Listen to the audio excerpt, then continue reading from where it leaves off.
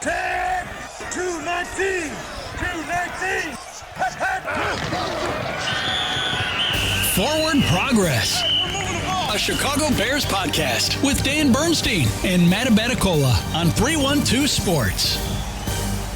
As much as we want the Bears to go deep when they can, that's exactly what we do on Forward Progress, a Chicago Bears podcast here on 312 Sports. Dan Bernstein, Matt Abaticola, and this is your source of all things Bears. Here coming off of their off day, they are back to practice. The 1 and 2 Chicago Bears are preparing for the Las Vegas Raiders. And hopefully it's a good week of practice. Well, because like a championship caliber week of practice. Because we're going to discuss the fact that card was already played by their coach, but a little bit of breaking news here in NFL circles as Caleb Williams has been named NFC Offensive Player of the Week. He completed 19 of his 28 attempts for 68%, 298 yards, and tied his career-high 4 touchdown passes, no interceptions, a passer efficiency rating of 142.6. The 4 touchdown passes led the league. It is his first ever Player of the Week award, and he is the first Bears quarterback to earn the honor since... Jay Cutler. No. Justin Fields. Correct. Week 9 of 2022. Justin Fields had won this Tyson award. Bagent. Sid Luckman. Williams is the 8th former USC quarterback to win Offensive Player of the Week. Okay. There's 7 others. Oh, shit. Yes. So Matt Leinart. I don't know who they are. I just have the obvious possibilities circled. Yes, he's one possibility. I haven't looked up who they are because this just happened. But I just wrote down the first ones I could think of. Carson Palmer had to be, right? Probably. Yes, for sure. Rob Johnson, Mark Sanchez, Rodney Peete, Matt Castle. Reggie Bush. Oh, quarterback. Yeah. Matt Barkley. I know he didn't win it as a Bear. I remember that game. Vince Evans, another former Bear, was a USC quarterback. And I don't know when the award began, but Pat Hayden, pretty good with the Rams. Yeah. Those are the only, I'd cite some 7 of those. That's great. Right? Really good. Thank you. Here's a question for you, though. So the NFC Offensive Player of the Week this week was a Chicago Bear. Correct. The first week, it was a Minnesota Viking who played the Chicago Bears. The second week was a Detroit Lion who played the Chicago Bears. Week 3 is a Chicago Bear. Has it ever happened the first 3 weeks of a season where the NFC Offensive Player of the Week came from a particular team's schedule? So 3 games for the Bears, 3 times it's happened from their games. Has that ever happened before? I don't know, but what an interesting observation you've made, Matt Abaticola. Well, there you go. The first 3... Check the box. I'm done for the year. They have all come from a Bears game. A Bears game, yes. And usually Bears games, nobody wants to look at them. No, and they don't feature players of the week. And people want to forget them because they're generally awful and they don't look like other Bears games. So if that were to happen every week to a Bears player, I would say that is a good thing. When it happens to a player on the opposing team, I would say, Dan, that is a bad thing. Correct. Okay. Okay. Right. Well, as long as we're on the same page. Now, my question that I have for the Chicago Bears is, without Jalen Johnson and without Kyler Gordon, their defense has become something that we didn't really think it was going to be. And the working thesis here, the question is, when does a Dennis Allen defense become more like a typical Matt Eberflus defense? And the answer is... You don't want that. The answer is last week. The most recent game. And it worked. Because we talked about them being in that cover 2, that shell, given the nature of the roster with the injuries currently and who's out there on the field, what they need to do to be successful. Take a guess from the last game, and based on the calculations that the Tribune did, how many what percentage of defensive snaps saw the Bears in a 2-deep safety shell look of one kind or another?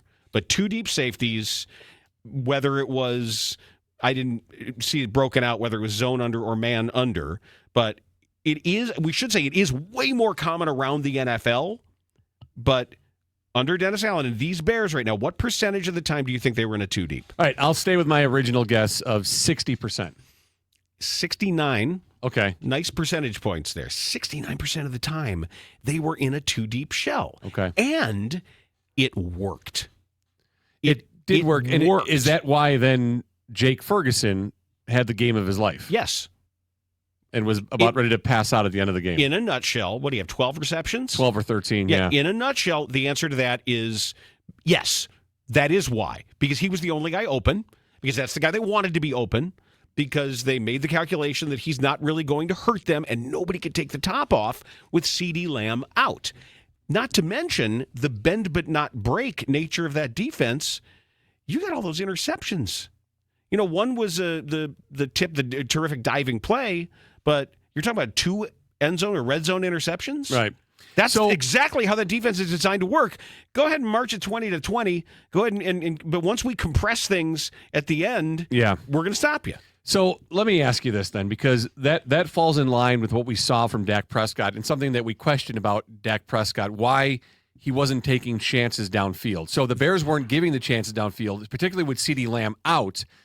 It's really interesting to see when we talk about the development of Caleb Williams to be able to read his progressions and get to checkdowns quick. How fast was Dak Prescott reading the field? I think we need to see the all 22s. And realizing, though, hey, this is my only option. Because it almost looked like those checkdowns were the primary route, which they obviously aren't. But how quickly he's getting down and scanning the field to be able to check it down that quick. And the question is, if the Bears have the same strategy, which they probably will, if Gordon doesn't play especially. And because you're down to your, third and fourth string. You're down the guys. Corners. You're down the guys. Having to see action in your packages. That can Dante Thornton, Trey Tucker, and Jacoby Myers get down the field better than what was left of what Dallas had? That's the question. Because their biggest weapon is Brock Bowers. I was going to say. The biggest weapon of their passing game happens to be their tight end. Now, here's as we talk this out, making the decision to say, play the shell, let Jake Ferguson beat us. Because he's going to catch it and we'll get him on the ground, or he's not going to have the separation. Bauer's different animal here. Yeah. That it takes a village to tackle this guy. And if you want to turn your game over to swing passes to Ashton Genty, or the check down in the very middle of the field that we often see open to Ashton Genty and let him turn toward the yellow line, turn toward the sticks, that's a different strategy. There are different risks involved in Genty in the open field and Bowers in the open field. Correct. So let's see. I want to take a look. I'm going to look at Jake Ferguson from last week. Okay. So, 14 targets, 13 catches. All right, so Espen doesn't have it. It must be on NFL that shows yards after catch. I want to say his yards after catch was 13 or 14 only. Yeah, Bowers is going to break tackles. Right. So 13 receptions, and his yards after catch was under 20. If I remember correctly. So again, not too much damage.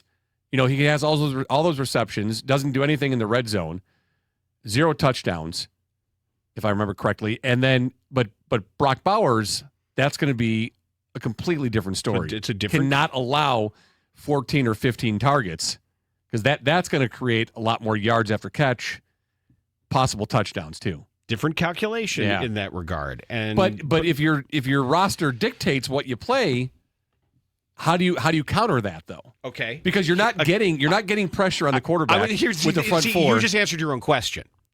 You just answered. How do you counter that pass rush? That this entire defense, it's all fine if you're getting pass rush with 4 guys. If they're winning their matchups, and this is not a good offensive line. It's not. They're not blocking for the run or the pass. So this is key. If Sweat and Dayo Odengbo can simply do their jobs, this same defense should be okay. Because that's the difference. That everything is better when the timing is sped up. And then, you might have to worry if you're, and I don't want to be in too much man because Geno Smith can still run. And if he sees the nameplates, he's going to go. That's the problem with man when you're turning and running with guys. I would say this is pretty simple, that you can play, if you just go in with a Tampa 2 mentality, yeah, you should be able to keep a lid on this team if your edges can win their matchups. Yeah, Enough. and that's a big if, though. That's a big if because they haven't won their one-on-one battles enough yet in the first 3 games, not really being double-teamed. So the opportunities are there to dent the pocket, create chaos in the backfield. They're just not doing it consistently. But Dennis Allen, and we learned yesterday looking at some stats that they've blitzed 4% of the time, which is the league lowest. He's not going to blitz. You've got to count on these guys to do their jobs. And I think their opponent completion percentage is also a league worst. But that's okay if it's part of a plan. And if your average yards per pass is low enough, that isn't the worst thing if you're getting home enough. All right, I looked it up. Let me correct myself here. So he did have 13 receptions on 14 targets, Jake Ferguson. Long of 12. He had 45 yards after catch. I thought it was a lot lower than 20, but 13 receptions and 45 yards after catch. Yeah, that's 3 yards. So not doing much that's of anything. Brock Bowers is not going to do that. If you allow him to get double-digit receptions, he's in, especially if there's no one around him. It isn't just yards after catch. It's also because of his speed, because of his ability to release cleanly from the line. Yeah. He's going to be more open. Yeah. Than you want him to be, even if it's okay enough that he's still underneath the shell. And if he gets matched up against a linebacker, he can outrun that too. You don't want to see Noah Sewell having to run step for step with him. Not more than once, yes. Maybe Ruben Hippolyte could. Now, this is why you drafted Hippolyte. Right. Because he can turn. And well, I haven't watched him turn as much because the turn is key. We know that he can run a race with him. Yeah. But whether or not he can actually get his hips flipped around and start running at the same time is the question. And despite the fact the Raiders have not been able to pass block well, Geno Smith is still throwing the ball all over the field. And for some big numbers. I mean, they have some pretty good passing numbers through the first 3 games, despite their 1-2 record. So all those things, if the Bears' edges can't get to Geno Smith and he's allowed time to throw the ball downfield and they don't do something to counter Brock Bowers, this kind of points to what we talked about, what a lot of people talked about in going to that Dallas game is a big shootout. A lot of points being scored, very little defense being played. Now, the Cowboys just didn't show up or weren't able to take advantage of what the Bears offered in that 2-deep cover by going a lot to Ferguson. And with CeeDee Lamb being out relatively as the game started, they weren't able to participate in the shootout that everyone thought. Now, will the Raiders be able to do that? Is this another shootout game for the Bears? What do they set the over/under at, just out of curiosity? Because I'd love to know what the odds makers feel about those possibilities. I don't know the answer. Based on the way the Raiders block, I think a shootout's unlikely. 47.5. Okay, so right. I mean that's and the Bears are right now a slight favorite at giving a point.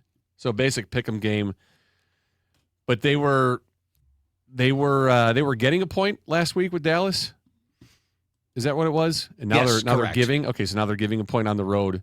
Oh, so wait, what is this going to do for the possibility of selling the Bears on the underdog status?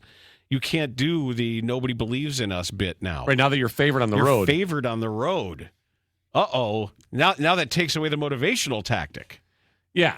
We're going to get to that in a second. Okay, I'm interested in getting to that. But let me also be very clear about this too. People are asking me, and I've heard this multiple times. I don't know if you are too, about the Bears' running game and whether or not the Bears should make a move for a running back. We're hearing all these. They should trade for Breece Hall. The Jets can move this guy and it's perfect, and they can give him these draft picks and get this running back. No. I know the running game sucks. Mm-hmm. But the last thing I want to do right now for the Bears is give up more draft capital for a running back.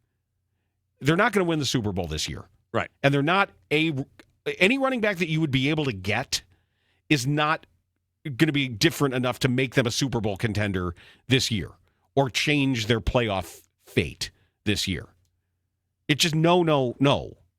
You can find somebody who can be a reliable enough runner. I'm not a fan of Swift, and Monungai's bleh, and I don't know what Roshan Johnson is or was. But if you draft Kyle Monungai, the coach says after week 2 that he needs to see more of him on the field, wants to get more of him as far as being involved in the game plan. At what point do you try to balance wanting to win, because Swift gives you the better chance to win with carrying the ball more than Monungai? But then how do you get a chance to see Monungai? So is it just a matter of how hard he practices and how much he wants to be involved in the game plan? I really don't know the answer to that. But the idea of getting a new guy, who's the guy in the practice squad? Is it Britton? Yes. Britton Brown? That sounds correct. Because he ran hard during the preseason. Everyone said, ooh, this guy's opening some eyes. He's a guy. He's a running back. I liked my guy Wheeler, the doctor. Yeah. Did he end up on a practice squad somewhere? Did somebody grab him? The good doctor. He and Wheeler.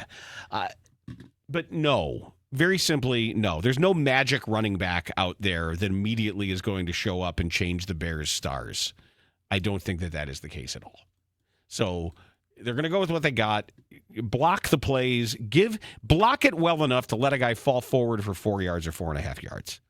That's all I ask for. And if you can get Swift the ball in a way where he isn't making too many decisions before the line of scrimmage, get him in space. Get him there. You can put the ball in his hands. The screen. Hey, how about that too? Did we underrate the fact the Chicago Bears ran a successful screen pass? Well, we did. We failed to highlight that. Yeah. The flea flicker, we got all consumed with the flea flicker with White House and forgot to say, way to go, Bears, because you can count the number of successful screen passes they've had in recent memory on one hand. But good job. They got one there that helped build out the passing stats of the NFC Offensive Player of the Week, Caleb Williams. Yeah, and it is Britton Brown. You were correct there. We double-checked that. Thank you. Ian Wheeler, where is he at right now? Ian Wheeler. I don't know if he's anywhere, to be honest with you. Yeah, I don't think he's anywhere. Oh, maybe he went back to med school. I don't know. I hope he is able to pursue his football dreams long enough. Yeah, because it's a nice story for him coming back from the injury. I thought he looked pretty decent carrying the ball in preseason, but yeah, the Bears, not so much.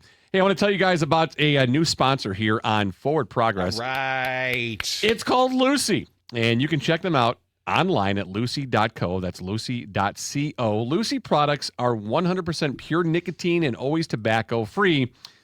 They come in pouches, gum, and breakers. Now, breakers are their pouches that have a burstable flavor capsule inside that you can crush anytime for an instant burst of hydration and flavor.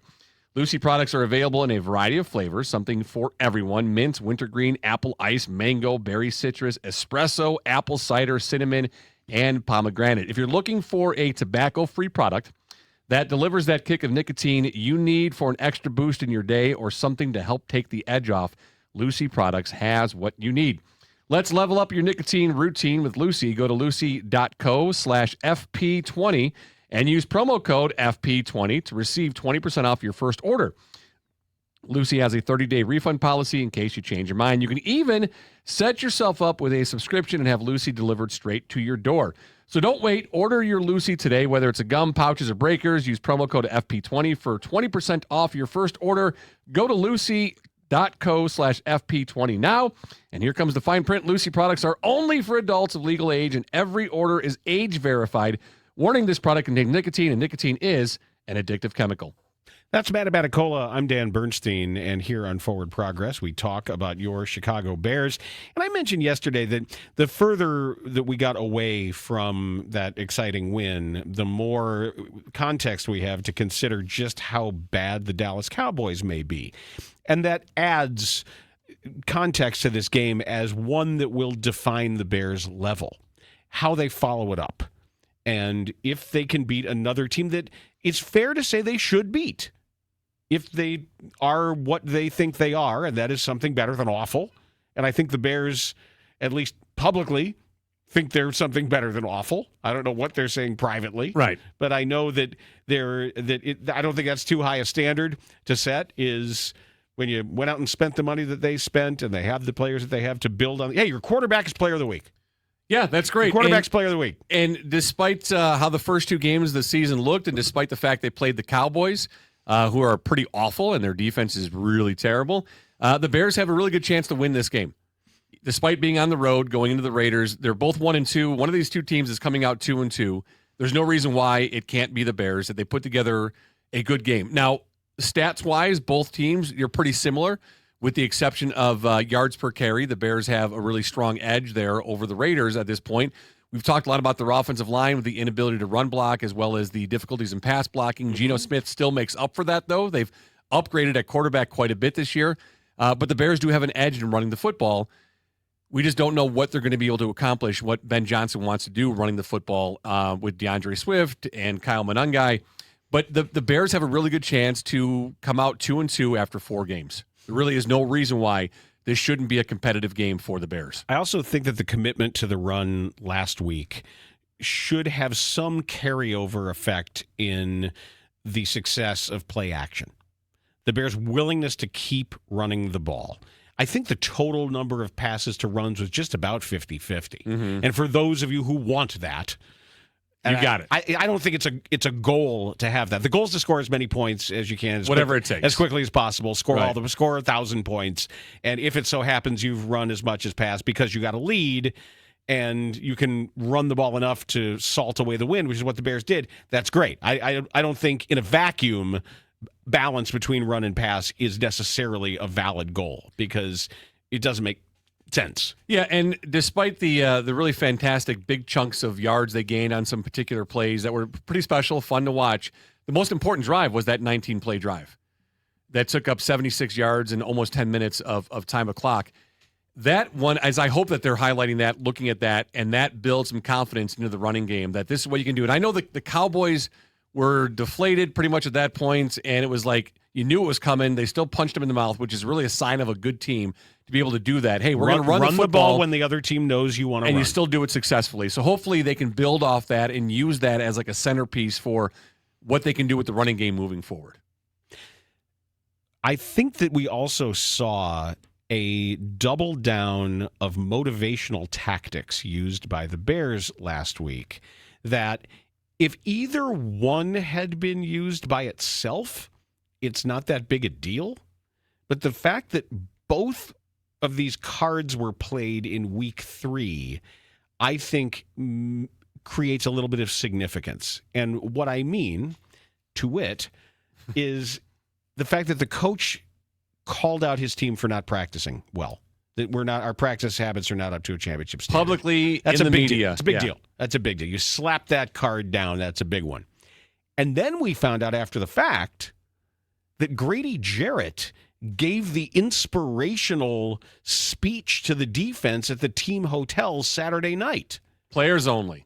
Players only, inspirational speech. It was good to hear from him, and he wears it on his sleeve and everything everybody said. Okay, after 2 games? You did both in the same week?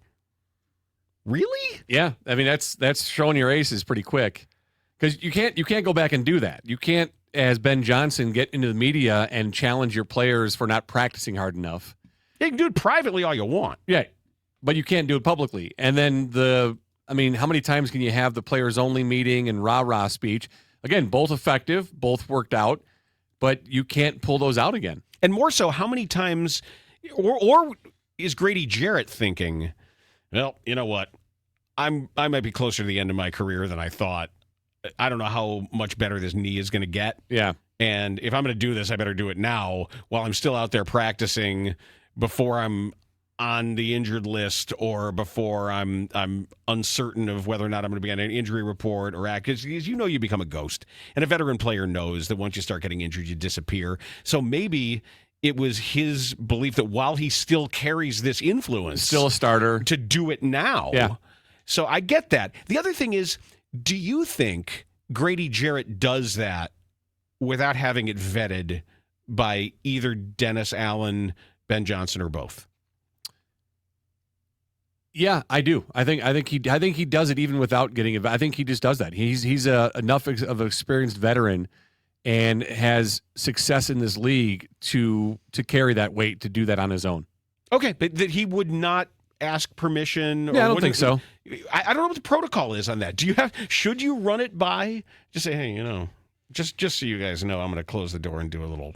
I don't think so. Thing. I think doing that kind of loses some credibility to it. Like you shouldn't have to go and ask permission. They won't say anything. No, I know they won't. But I don't think in any situation guys ask coaches. Like I don't think Jason Hayward went to Joe and was like, "Hey, I'm gonna do this." But see, that was a perfect example of saving it for when it mattered. Well, yeah, you go Game 7 of the World Series. 7 months. You go 7 months, the 162, and a full modern playoff run. It is the last game of the year. You get to the rain delay, and then you play that card. See, that's how it's done. Yeah, not game 2 after the season. Like we're not practicing hard enough. But here's the thing, though. I'll push back a second on that because one thing I do like about it is that it goes against everything that everyone was saying after the first game and the second game, that you need more games to evaluate what you can see. And I don't buy that. Maybe they didn't.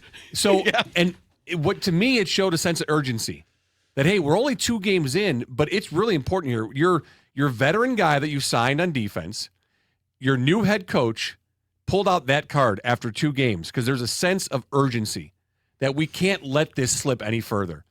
And 0-3, while statistically speaking, is pretty much a kiss of death for the playoffs in NFL history. There have been a handful of teams that have done it. And your grizzled veteran said, all right, enough's enough. But they had enough to say 2 games. There's a sense of urgency here going into this very winnable game against the Cowboys. I like that approach to it. Yeah, we got to have this While one. It's early, but we got to have this one. We can't pull out all the stops. We've got to have this game.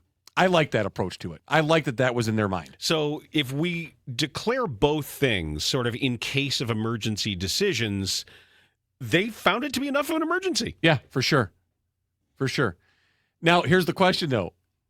Does it still happen without the players-only meeting? Does it still happen without... What, the win? The victory. Oh, yeah, yes. Probably. So, yeah, I think it does. Now was it Yeah. premature? Right. And really, at the end of the day, not needed. Well, if you had told me that the Dallas offense would be the run after the catch ability of tight end Jake Ferguson, if you told Grady Jarrett that, it's like, hey, you still want to? It's like, no, we don't need. Oh, and by the way, CeeDee Lamb is done for the game. That's what I mean. Yeah, he's not playing. Right. I'll save it. Yeah, I'll keep this one. I'm gonna Maybe I'll save it going to Las Vegas. I'm gonna keep my powder dry. on Hey, this we're one. 1-2. We need this game. Yeah. Maybe the Monday night against the Commanders. Yeah, I don't know. Yeah. I'm gonna keep this one. So do you think they're kicking themselves? God, if only we knew. You can't control it. But Go ahead. I like the thought that with Grady that, hey, I don't know how long I'm playing this season. I don't know how much longer I got on this knee. That's why I think I like that approach. Yeah, the Yeah, conclusion that's a might good be, thought. hey, Yeah. if I'm going to matter in this way, and if I know I've been brought in to be an influence outside of football, to be Here's a good chance. I'm going to make myself valuable, and if in fact it helps right the ship, or we look at this after the fact and say, that was a point in the season where things really turned, or where it was important to us to do that, and he recognized that. It worked for Tyreek And Stevenson. he thought, well, something did. Absolutely. It was a huge play. Yeah. It's a huge play. And like I say, Tyreek Stevenson needs one more good game. This is big for Tyreek Stevenson, because the last thing you want is for all of the pre-Commanders game stuff to be about what happened last year. And you should be celebrating the fact that you're still here. Yep. Where a lot of people would have cut you right then and there. Right, the moment you would have not made the plane home. Yeah, They were on the road, right? Yeah, I wonder if Ben Johnson would have cut him after that game, if that same scenario plays out. I think a guy like Harbaugh cuts him, Tomlin cuts him. Or at a minimum, suspends a guy for a week. Yeah, and the Bears had to be publicly bullied to even take him out of a practice. Yeah. And even then, he's like, what are you taking him out of practice for? Like, that's when you cut him. Yeah. So, yeah, he has an opportunity here to help write the narrative of what happens going into that Commanders game. Yes, if he has a good game now, it's a redemption arc. Yeah, and if he has a really good game, you can say, look how far he's come, look how he's put his career back together, and especially in the absence of Jalen Johnson, this guy, this high draft pick, has decided that he's going to redefine himself as a Chicago Bear. Yeah, and that's a story for the CBS broadcast or local reporter, that how he's turned it all around from that moment, the moment that wasn't going to define his career, but here he is now. Yes. Yeah. And he has an opportunity to make it happen. It should be motivation enough and doesn't need Grady Jarrett to tell him. Yeah, and I love the hustle, love the play. I mean, the play of the year so far, defensively, pulling that ball out of Williams' hand. You thought they were just going to roll downfield and score an easy touchdown to start the game. But let's do that guarding someone as a pass defender, and let's get an interception and let's defend some passes. Let's talk about those highlight plays. That'd be good For Stevenson. That'd be fine. After the Raiders game. So now we come to the point where you tell me a story, and I was laughing about this, hearing you laugh about it. So I'm reading the story. Just set this up. I'm reading the story on the train this morning. Okay. And I get towards the end of the story, and I actually said out loud, "Holy shit!"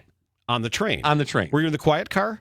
Do they still have a quiet car? They do. No one said anything, so I must have not been on the quiet car. Because the signs are really small now for the quiet car. I didn't even notice them. Like they used to be, if I remember correctly, from years ago, taking the train on a regular basis, the quiet car signs were larger than what they are now. Maybe that's good. Maybe that means they don't have to beat you over the head with the idea of the quiet car, because maybe it was post-COVID when people sort of forgot how to act around other people.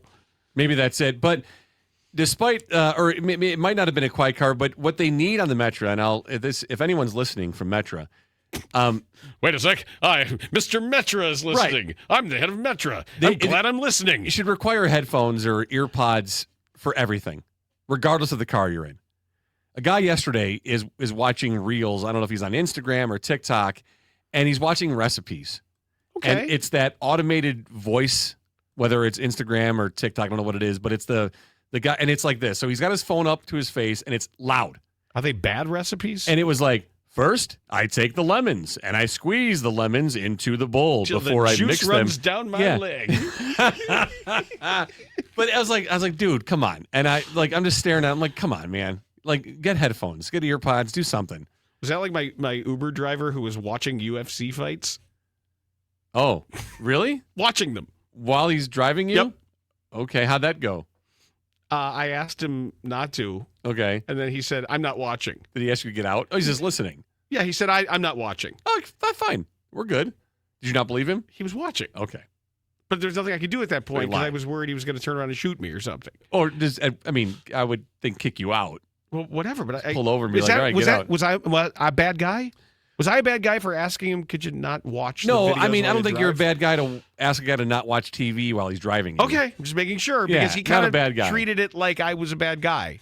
See, that's funny because I go so far not to complain that I would have been probably buckle my seatbelt, which I generally don't in the back seat, which I know is bad. Buckle up, son. I'm Yeah. watching the UFC. And I would have been concerned the whole ride without saying anything, though. But I like your approach better. All right, so I'm reading this story, and here I'm just going to read the story for you. It's former Seattle Seahawks cornerback Richard Sherman. Oh, we see him. Received He's on a Amazon, right? deferred prosecution in his ongoing DUI case. A spokesperson from the King County Prosecuting Attorney's Office told ESPN. A King County District Court judge on Tuesday granted a request by Sherman's attorney for the deferred prosecution, which means a charge is suspended in exchange for the defendant agreeing to meet certain court requirements. Okay. Under Washington state law, a defendant who requests a deferred prosecution must state that their conduct was a result of a substance use disorder or a mental problem and agree to 2 years of treatment. The court does not proceed with charges if the terms of the agreement are met. If not, the court uses a bench trial to determine guilt. In Washington, a deferred prosecution comes with a 5-year probationary period and counts as a prior offense in future DUI prosecution. All right. Sherman was charged with DUI in June in connection with a February 2024 arrest when he allegedly registered a blood alcohol level of around 0.11, above the state's legal limit of 0.08 after being pulled over for speeding. Now, here's the paragraph that I was like, holy shit. Okay. As part of the separate incident, he pleaded guilty in 2022 to negligent driving in the first degree and criminal trespass in the second degree. Those misdemeanor charges stemmed from a July 2021 incident in which he allegedly drove his SUV into a closed construction site, fled the scene, and then attempted to break down the front door of his in-laws' home. What? Richard Sherman? Yes. I was like, what? That's why I said, holy What? shit. Like, it just, like, it took a really hard turn. At a what? So drove his SUV into a closed construction site, fled the scene, and then attempted to break down the front door of his in-laws' home. Boy, that escalated quickly. I mean, that really got out of hand fast. It jumped up a notch. It did, didn't it? I didn't see that coming. That tells me that he was trying to get away from something else. You think? Yeah. If you're like, where can I stash the car? If they find the car here, they won't find me. They can't tie me to anything. So I'm going to try to get into my in-laws' house. So closed construction site. That tells drove his vehicle, fled on foot to his in-laws' house. I'm not a detective. You're not. I'm very much not a detective. But it sounds like that was an attempt to distance himself or disconnect himself from something that had occurred immediately previously. Yeah, I mean, you get my drift on yeah, that? I do. So his blood alcohol level at a 0.19, approximately around there. That's a pretty good night out. Speeding, ditches the car in a closed construction site, then fled the scene, attempted to break down the front door. I'm reading it along, and I'm like, didn't expect in-laws' house to be the I can hide there. The end of the sentence. Like, why not just ring the doorbell? Maybe they weren't home. Maybe they weren't home. Right, and they didn't leave a key or something, or he didn't have a key, and he thought, who knows? That would be my guess, is they weren't home. Okay, and he was just looking for aren't you picturing the front door, house. like the front of the house, the front door? He's trying to. Maybe if they're not home, you try to go to the back. You try to make it less, where the ring doorbell isn't there, or the light isn't there, or something, or neighbors aren't going to hear you trying to kick down a front door. But it just when I read, I'm like, ooh, construction site. I was like, wow, fled the scene, attempted to break down the door of his in-laws' house. I was like, holy shit! It just came out of nowhere. I started laughing when I was mentioned detective, as I just remembered a story. So years ago, it was a Friday Who Needs To Tavern tour. I forgot where we were, and this is when Terry was doing the TB Diddlers thing. Okay. So you remember when we were a long time ago. Yeah. Remember we were having so much fun with the fake commercials. Yes. Come on down to TV. Whoop wee. Yep. And it was just, I mean, obviously stuff that would get us canceled. Because it was. Yeah, now we can't. Oh, are you kidding? No. But back in the day, it was fun. And we were having so much fun with Ted. And Terry's like, I'm opening a new TV Diddlers location.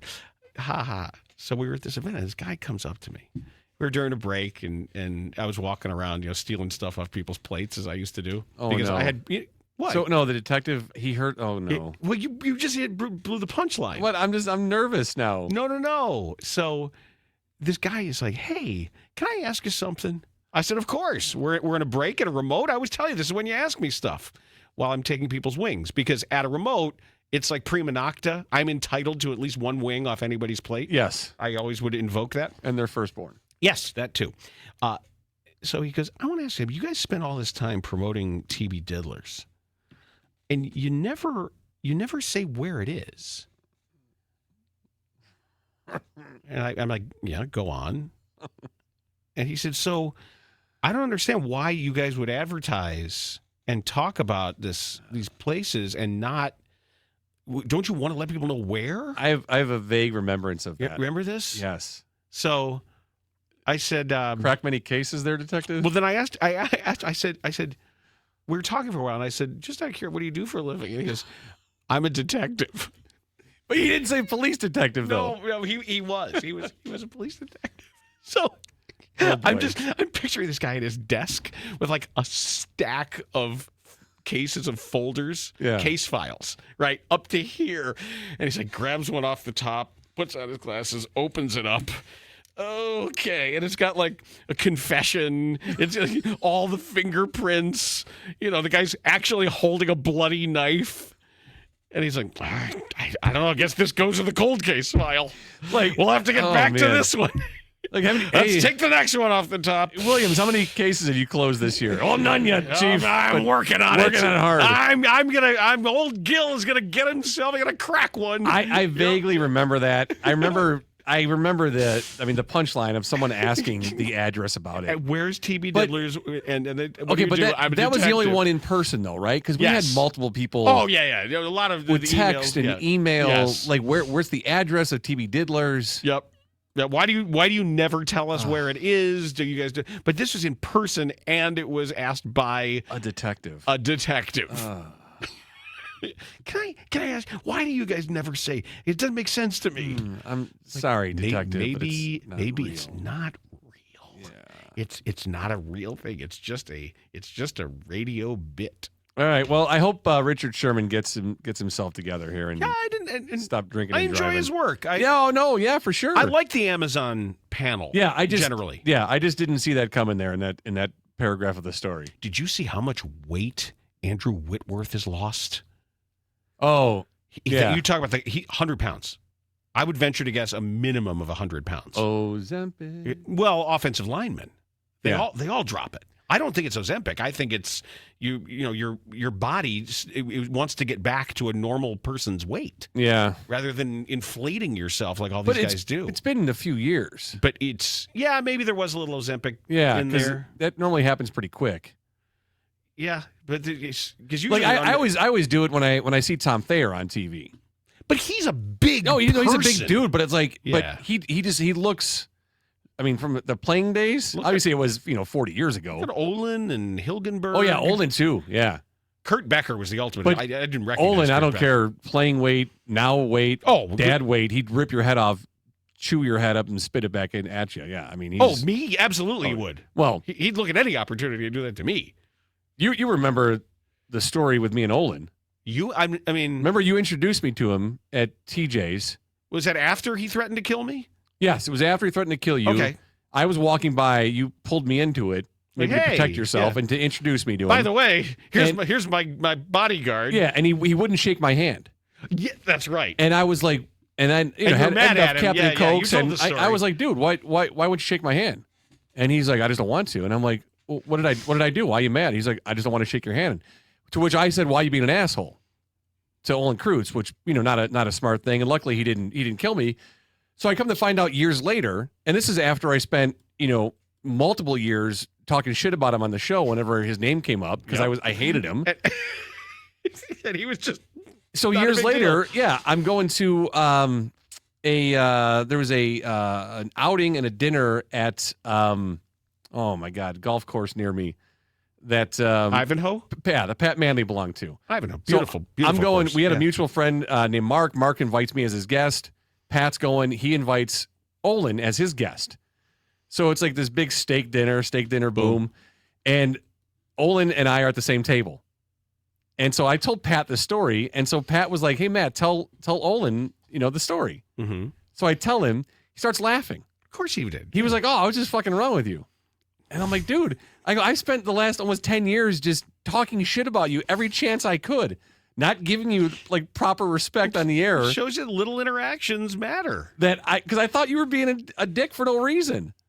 And so he laughed it off, and then we sat next to each other at the table the rest of the night and drank them out of their Guinness. Uh-oh. So, yeah, it was a good time. There's a theme that always develops, especially when we were hanging with Manley. Because when we were over at Four Corners, we drank them out of Long Snapper. They had a keg of Long Snapper IPA. So we the drank point of the entire story thing. is that we drink them out of something? Yeah, apparently anytime with Pat Manley, chances are the group is going to drink them out of something once you decide that's what you're drinking. Yeah, Ivanhoe must not have served a ton of Guinness because they only had the keg, but we took it down.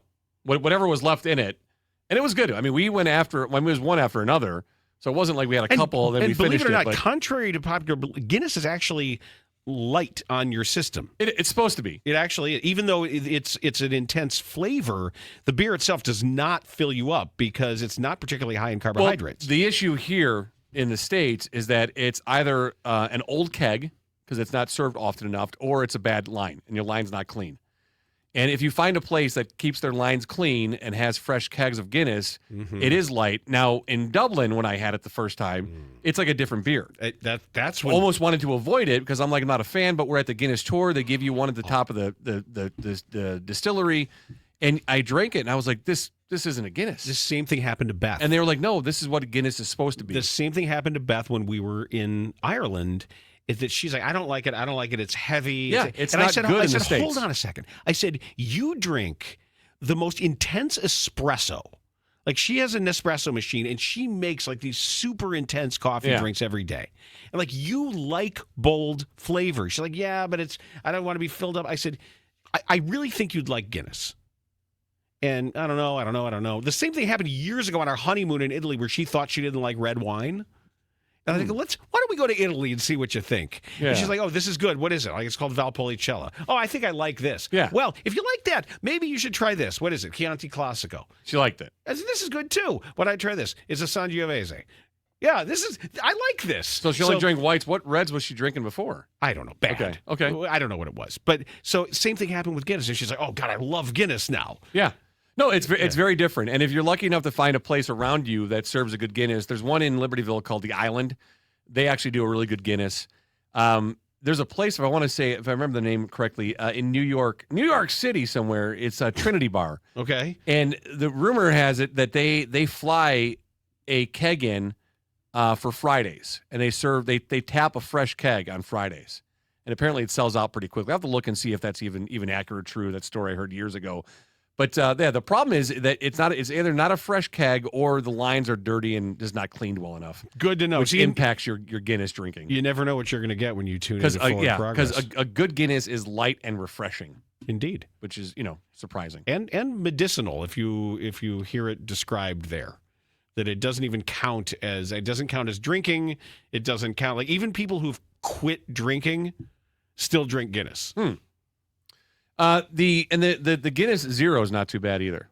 Have not tried it. Yeah, it's not too bad. Interesting recommendation. That's Maddie. I'm Dan. This has been Forward Progress, a Chicago Bears podcast. I want to remind you before you hit the thing that we do a very popular live YouTube post game. And we're going to be doing that again this week.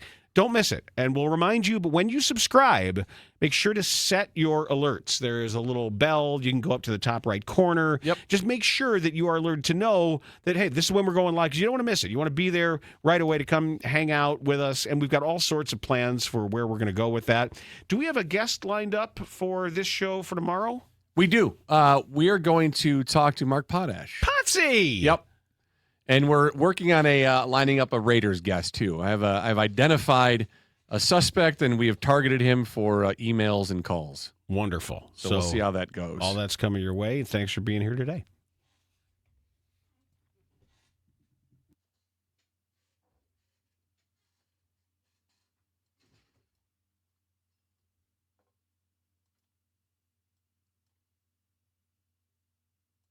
Tag 219! 219! Forward Progress, a Chicago Bears podcast with Dan Bernstein and Matt Abaticola on 312 Sports.